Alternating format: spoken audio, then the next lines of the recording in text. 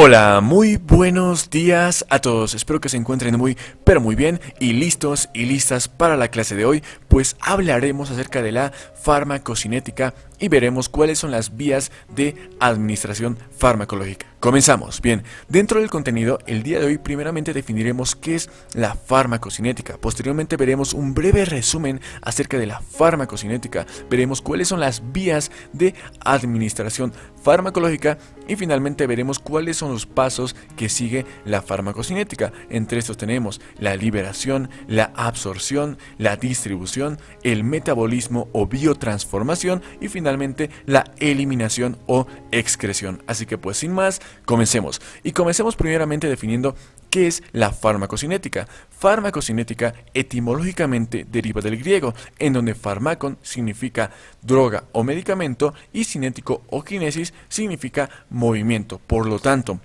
la farmacocinética podría definirse como el estudio del movimiento de las drogas o medicamentos. Ahora, ¿en dónde? Dentro del organismo. Ahora, si queremos una definición mucho más, en este caso detallada, podemos definir que la farmacocinética se define como el estudio de los procesos a los que el fármaco es sometido a través de su paso por el organismo. Entonces, simplemente para recordarnos de la farmacocinética, veamos este dibujo en donde vemos que básicamente la farmacocinética es todo lo que el cuerpo le hace a las drogas. Simplemente recordémonos de esto. C de cinético, que es movimiento, y C de cuerpo, es decir, movimiento que ocurre dentro del cuerpo. Bien, ahora que ya sabemos cuál es la definición de la farmacocinética, pasemos a ver cuáles son los pasos de esta farmacocinética y cómo es que se llegan a cumplir. Como dijimos, todo comienza o todo parte a partir de que el fármaco se encuentra dentro del organismo. Por lo tanto, lo primero que debemos hacer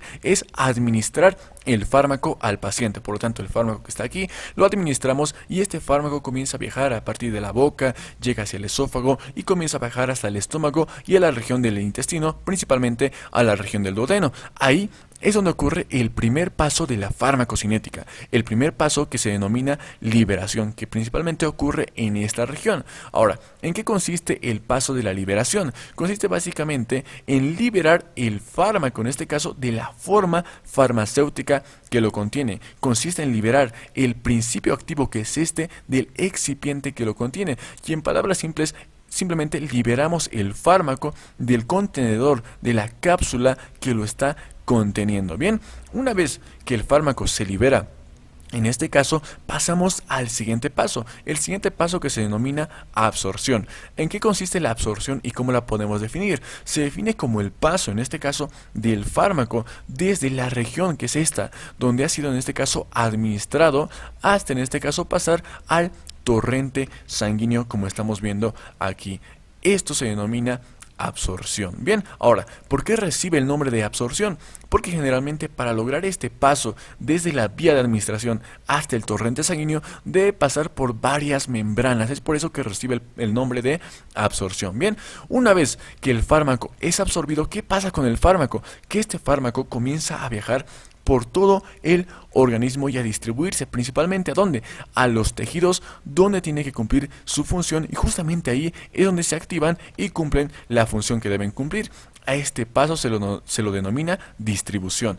Es el paso del fármaco del torrente sanguíneo hacia los tejidos para cumplir la función. Bien, una vez que el fármaco en este caso ya es distribuido, ¿qué es lo que pasa? Y ya cumple su función, ¿qué es lo que pasa? Que este fármaco comienza y viaja, en este caso, hacia el hígado, principalmente aquí donde estamos viendo. Bien, una vez que el fármaco se encuentra ahí, ¿qué es lo que pasa? Que ocurre el cuarto paso, que es el paso del metabolismo o biotransformación. ¿Y a qué se refiere este paso? Básicamente se refiere a lo que dice su nombre. El fármaco en este caso se metaboliza y se biotransforma, se podría decir. ¿En qué? En diferentes metabolitos, se inactiva muchas veces se activa, muchas veces llega en forma de profármaco y en aquí donde se vuelve el fármaco en ya un fármaco propiamente dicho, pero generalmente la principal acción que tiene el hígado es volver al fármaco hidrosoluble. ¿A qué me refiero cuando digo hidrosoluble? A que el principal objetivo del hígado en este caso es permitir que el fármaco sea más fácil de eliminar, por lo tanto que sea hidrosoluble. Bien, ahora, una vez que en este caso ya ha ocurrido el paso del metabolismo o biotransformación, el fármaco viaja y llega al último paso. Y el último paso básicamente es el que dijimos, es el paso de la eliminación o excreción. Básicamente se elimina principalmente por vía renal, es decir, por vía renal, o también se puede eliminar por las heces fecales, también se puede eliminar por el sudor, por la transpiración, por las lágrimas, e incluso se puede eliminar a partir de la leche materna. Ese dato es muy importante. Bien, entonces aquí ya vimos un breve repaso acerca de lo que es la farmacocinética y cuáles son los pasos que los involucran. En este caso tenemos a la L de liberación, a la A de absorción, a la D de distribución, a la M de metabolismo o biotransformación y finalmente a la E de eliminación o excreción. Este, chicos, es el famoso mnemotécnico que siempre se utiliza para aprender los pasos de la farmacocinética, que sería LADME, L-A-D-M-I-E. Este proceso que es el LADME, chicos, muy importante para recordar todos los pasos. Ahora, hay algo curioso, chicos, que quiero explicarles, y es que estos pasos de liberación, absorción, distribución, metabolismo y excreción no siempre se cumplen, no necesariamente se cumplen dentro del organismo. Muchas veces hay casos en los que se obvia, en este caso, la liberación y simplemente se cumple el paso de absorción, distribución, metabolismo y eliminación. Y muchas veces también hay veces en los que se obvia tanto la absorción como la liberación y solamente se toma en cuenta la distribución, el metabolismo y la eliminación. Y esto, chicos, para nada está mal, es totalmente normal. Pero ahora, chicos, ¿de qué depende de que en este caso el fármaco dentro del organismo cumpla, en este caso, los 5 pasos o solamente cumpla 3 pasos o solamente cumpla 4 pasos? Esto depende, chicos, principalmente de las vías de administración, es decir, por dónde ha sido administrado el fármaco. Depende de las vías de administración farmacológica. Entonces, para entender bien esto, veamos cuáles son las vías de administración farmacológica que existen.